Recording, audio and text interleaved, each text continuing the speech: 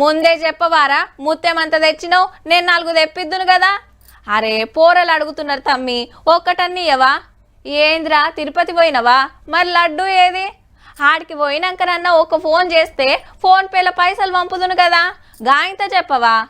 మీరు తిరుపతి పోయి వస్తే మీ చుట్టాలో దోస్తులో గీ మాట పక్కా అంటారు. గంత కాయిష్ చేస్తారు మరి దేవుని ప్రసాదం అంటే.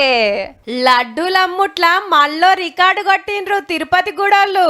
ఈ ఏడు 13,95,00,000 లడ్డూలు అమ్ముతే 567 కోట్ల ఆమ్దాన్ వచ్చిందట గుడికి. రోజుకు 4 లక్షలకు మీదనే భక్తులకు ఇస్తున్నారు. మరి దేవుని దర్శనం కాగానే చక్కగా ఆడికే లైన్లు కడతారు. దర్శనం టికెట్ మీద ఒకటి ఫ్రీగిస్తే 50 రూపాయలకు ఒకటి చొప్పున అమ్ముతారు.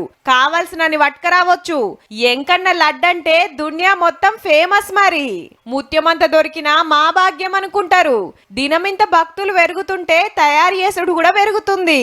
శనగపిండి, ఆవు నెయ్యి, చక్కెర, జీడిపప్పు, కిస్మిస్, కలకండ కలిపి చేస్తుంటారు.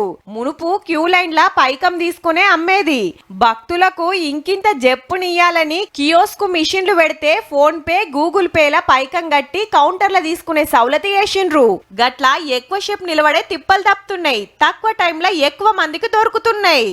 లడ్డంటే తిరుపతి ఎంకన్నా, ఎంకన్నా అంటే లడ్డు మల్లా.